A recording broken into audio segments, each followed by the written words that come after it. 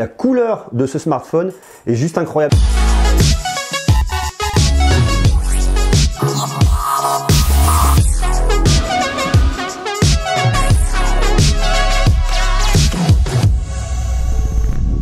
Aujourd'hui, on va parler d'un smartphone qui nous vient tout droit d'Asie. Je vous ai déjà parlé de ce smartphone il n'y a pas très longtemps. C'est Humidigi Z2. Alors aujourd'hui, ce qu'on va faire, c'est qu'on va tester le Z2 et dans quelques jours, on va tester la version professionnelle, le Z2 Pro. Voilà, on verra lequel est le plus intéressant. Bon, celui-là a un peu plus de puissance, mais on verra s'il y a une différence notable, notamment en termes de prix.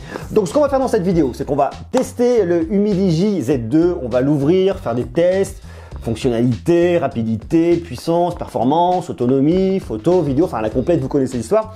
Donc on l'ouvre, on le teste et à la fin je vous dirai si ce Humidigi Z2 est cool, oui ou non. En attendant, s'il vous intéresse, je vous ai mis un lien en bas dans la description. Hop là. Un petit message de remerciement de la part d'Humidigi, bah écoutez, merci. Ah, ouh, on a une coque directement dessus. Alors ça, je crois que c'est la première fois que je le vois. Des fois, il y a des coques dans la boîte. Là, vous ouvrez, vous avez directement la coque dessus. Mais, vous allez voir, clou du spectacle, je le devine déjà là, c'est à mon avis la version que je préfère. Voilà. Flash LED, double caméra, on y reviendra après hein, sur les fonctions un peu techniques.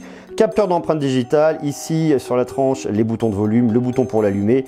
Double carte SIM qui se situe ici. Le clou du spectacle, c'est la couleur de ce modèle. Je le trouve juste magnifique. C'est vraiment la tendance, un de ces smartphones avec ces couleurs-là. C'est dommage de mettre cette coque. Si vous voulez le protéger, c'est quand même bien. Mais c'est vrai que comme ça, il est juste incroyable. On devine ici une petite encoche, on y reviendra un peu plus tard. Double appareil photo à l'avant. Recharge en USB type C. Je le trouve assez léger. Franchement, en termes de prise en main, il se prend drôlement bien, il est très léger et surtout, je le dis une fois de plus, ce dos est juste incroyable. À l'intérieur de la boîte, voyons voir ce qu'on a. Link to the World. Le packaging est vraiment super bien fait de la part d'Humidigi. Oh, une petite lettre. C'est super bien fait. Bon, votre petite pique pour ouvrir votre tiroir de carte SIM. J'aime bien appeler ça comme ça. La dock ici du Z2, c'est toujours bien de pouvoir y jeter un petit coup d'œil. On a ensuite à l'intérieur, oh, très classe. Ça me fait penser au OnePlus. Ce OnePlus 6, ce câble rouge, très sympa. Bien évidemment, c'est de l'USB type C. La recharge ici, vous avez de la recharge rapide là-dessus. En 1h20, vous avez rechargé tout votre smartphone. Et ici, un adaptateur prise jack USB type C. On est sur un smartphone qui coûte quand même moins de 300 €, voire vraiment moins de 300 €. Là, je dois dire vraiment, bravo Humidigi. Le design de ce smartphone, la couleur de ce smartphone est juste incroyable. On est un peu dans la ligne droite de ce que nous a proposé Honor avec l'Honor 10. Ces dégradés de couleurs sont juste magnifiques. En cette année 2018, je trouve que c'est vraiment ce qu'il y a de plus réussi en termes de look. Au niveau des dos des smartphones, c'est juste incroyable. Capteur d'empreinte digitale qui fonctionne très bien. L'OS est un Android 8.1 Oreo. Bon, il fonctionne, hein, c'est un Oreo. Rien de bien neuf là-dedans. L'écran, je trouve assez lumineux. Ici, il y a de la lumière dans le studio, mais ça va. Je trouve qu'il fait l'affaire. Bien lumineux. Alors, une fois de plus, on est sur un smartphone qui coûte pas forcément très cher. Vous allez le trouver à 243 € chez Gearbest. En termes de rapport qualité-prix, il est plutôt pas mal. Vous avez un écran de 6,2 pouces, une définition de 2240 par 1080 pixels. Et je dois reconnaître que franchement, il fait assez bien le job.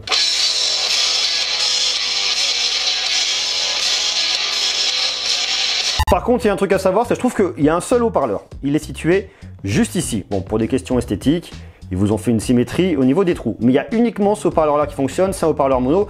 Ce que je pourrais lui reprocher, si je dois lui reprocher quelque chose, c'est que je trouve que le son est très médium.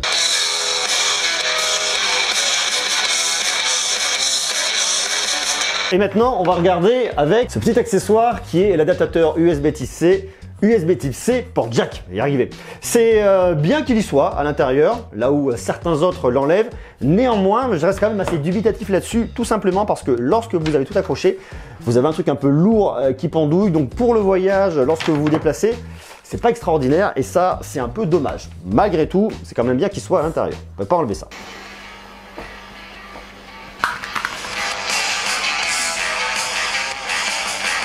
Quand on le branche avec le casque, il n'a plus rien à voir. Le spectre audio est vraiment bien. On a un grave qui est vraiment sympa. Un aigu qui est pas criard, du médium qui arrache pas les oreilles. C'est assez linéaire. Je trouve que ça marche plutôt bien. Alors aussi, j'ai un studio monitor, un 7506 de chez Sony qui marche très bien. Mais malgré tout, je trouve que le son de l'appareil est vraiment correct. Il y a du volume sonore. Ne poussez pas trop à fond. Je le dis une fois de plus pour pas vous rendre sourd. C'est pas le but. Mais malgré tout, de ce point de vue-là, c'est plutôt cool. Du point de vue de l'appareil photo, vous avez à l'arrière ici un double module photo, 16 mégapixels plus 8 mégapixels. Vous avez exactement la même chose à l'avant, 16 plus 8. Ça vous servira surtout pour le mode portrait, pour avoir le fameux effet bokeh. Alors l'appareil photo marche pas mal, vous n'allez pas non plus chercher des choses complètement dingues. Vous avez du HDR, le flash, vous pouvez faire des photos en retardateur, la taille de l'image que vous pouvez avoir en 4672 par 3504. Vous pouvez choisir un format 4 tiers, 16 neuvième, bon il y a pas mal de petites possibilités dessus. Un mode panoramique et le fameux mode effet bokeh pour avoir le fameux flou d'arrière-plan. Ici aussi vous avez quelques réglages, les ISO automatiques, l'anti-scintillement, propriété de l'image. Vous pouvez régler la luminosité, moyenne, faible, élevée, luminosité, contraste, teinte, saturation, netteté. Bon, plutôt pas mal, très basique, mais ça fonctionne. Pour naviguer, c'est pas hyper pratique. On pourrait faire glisser, mais c'est pas le cas. Il faut cliquer à côté. Bon, ça va, c'est un coup à prendre. Ça fonctionne aussi. Lorsque vous arrivez sur le mode vidéo, alors vous avez la possibilité d'avoir des filtres. Vous avez quelques petits paramètres. Vous avez des modes scène. Vous pouvez choisir nuit, coucher de soleil, fête, portrait, paysage, portrait nocturne, théâtre, lumière de bougie, pour avoir quelques petits réglages intelligents. Une balance des blancs que vous pouvez régler, et en vidéo vous pouvez filmer uniquement en Full HD 1920 par 1080. Ici pas de 4K UHD. De notre côté, est-ce que vous en auriez réellement besoin? Un anti-scintillement, propriété de l'image également ici pour les paramètres de votre vidéo, et vous pouvez régler le format en 3GP ou alors en MP4. Alors il va pas être un photophone complètement ouf, ni en termes de vidéo, ça va pas être quelque chose de complètement dingue, néanmoins, il fera le job. Alors on va pas trop lui en demander, je vous dis en termes de stabilisation, c'est pas particulièrement ça, mais le rendu, lorsque vous avez de la lumière comme là tout de suite, est plutôt pas mal. Néanmoins, ce qu'on va aller faire, on va aller faire des tests à l'extérieur en termes de photos, vidéo. On va regarder aussi en faible luminosité. J'ai pas trouvé d'informations du tout sur l'ouverture. Je pense que Humidigi ne veut pas communiquer dessus, donc on va aller voir directement ce que ça dit. Petite vidéo sur la caméra arrière avec du soleil. Soleil du fin septembre. Je pense que lorsqu'il y a des conditions de bonne luminosité, il va fonctionner. Le capteur aime le soleil, il faut le nourrir, hein, c'est comme un gremlin, ça fonctionne très bien. Par contre, lorsqu'on arrive en faible luminosité, à mon avis c'est moins ça.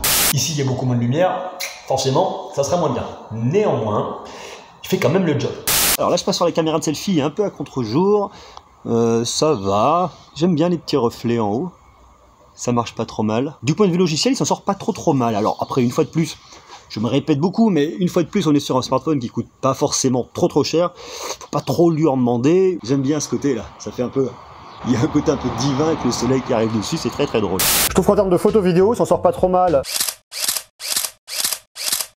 Il fonctionnera bien en conditions de bonne luminosité. Tout de suite, en faible luminosité, on perd pas mal de détails. C'est pas non plus un capteur complètement dingue, mais malgré tout, je trouve qu'il s'en sort quand même pas mal. Là, vous voyez typiquement sur la plante, si je vais chercher un peu dedans, j'ai pas mal de détails, et ça, c'est plutôt bien. Pour résumer, pour moi, la photo vidéo fonctionnera bien dès lors que vous avez beaucoup de lumière, enfin, en tout cas, de la lumière extérieure, on s'en sortira plutôt pas mal. Et si tout de suite, vous allez le priver de lumière, c'est là où il va souffrir un petit peu. Attention, lorsque vous voulez filmer et que ça bouge, pas de stabilisateur, ça peut tout de suite être un point un peu négatif. En termes de performance, on a un Mediatek 6763 octa-core cadencé jusqu'à 2 GHz. La carte graphique, c'est une Mali G71 MP2. Vous avez 6 Go de RAM, 64 Go de stockage. Bon, c'est pas une bête de course hein, en termes de chargement, vous voyez, il met un petit peu de temps sur PUBG.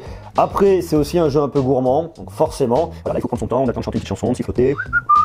Mais bon, tout doucement ça va finir par se faire. Là, il vous le reconnaît en qualité graphique moyenne, c'est tout à fait normal. On va maintenant essayer et voir si ça le fait sous PUBG. Voilà, ça c'est fait. Pour jouer à PUBG, il y a bien quelques petits moments où ça lag un peu, mais dans l'absolu, l'expérience est quand même pas mal. On va éviter de se faire shooter parce que les mecs sont hyper tendax ce matin. On va faire un petit test de puissance performance sous Antutu. Et il obtient la note de 82 895. Si vous regardez directement sur Antutu, pour trouver la note de 82 825, il faut descendre, et on la trouve pas. En termes de performance, on aura compris, ça sera pas le modèle le plus rapide. Si on veut de la performance pure et dure, il faudra aller sur le Z2 Pro, qu'on va tester d'ici quelques jours, qui a un Helio P60, un socle de Mediatek, qui lui par contre, devrait aller beaucoup plus vite. Néanmoins, je vais pas faire un mauvais procès à ce Humidigi Z2, Humidigi je pense.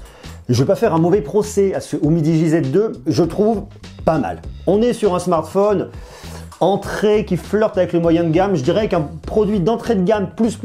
Le design est irréprochable, le dos est juste magnifique, les caméras sont pas mal, la performance suffira pour aller relever vos emails sur les réseaux sociaux, faire quelques jeux pas trop gourmands, Instagram, Snapchat, Facebook, tout ce que vous voulez, ça fonctionnera parfaitement bien, vous n'aurez absolument aucun problème. Si vous cherchez plus de puissance, je suis pas sûr que ce soit sur ce modèle qu'il faille y aller, mais pour avoir un produit pas cher, très joli et qui fonctionne bien, il fera parfaitement l'affaire. D'autant plus que l'autonomie est pas trop mal, vous le tenez une journée avec une batterie de 3850 mAh. Alors, une journée, ça dépend une fois de plus de votre utilisation, c'est toujours un peu compliqué. Moi, en testant, une journée, il fait l'affaire. Il fait l'affaire sur des emails, quelques jeux, quelques coups de fil, quelques messages, mais j'utilise pas à fond toute la journée. J'utilise de temps en temps quand j'en ai besoin. Si vous avez une utilisation intensive, il va tenir peut-être moins qu'une journée. Ça va vraiment dépendre de vous. Voilà un peu pour ce test aujourd'hui du Humidigi Z2. Dites-moi ce que vous en pensez. Est-ce que vous avez déjà eu des produits d'Humidigi? Si c'est le cas, dites-moi ce que vous pensez de la marque. Retour d'expérience, est-ce que vous avez été satisfait, oui ou non? Comment vous le trouvez celui-là? Moi, je trouve que le dos est juste incroyable. C'est vraiment une très belle réussite de la part d'Humidigi. Je vous dis, d'ici quelques jours, on va tester le modèle Z2 Pro, dos en céramique, recharge par induction. Celui-là n'a pas la recharge par induction. On le testera d'ici quelques jours. Je vous invite donc à vous abonner, à rester connecté, à marquer toutes vos questions, suggestions directement en bas en commentaire. Soyez sages et à très bientôt. Ciao.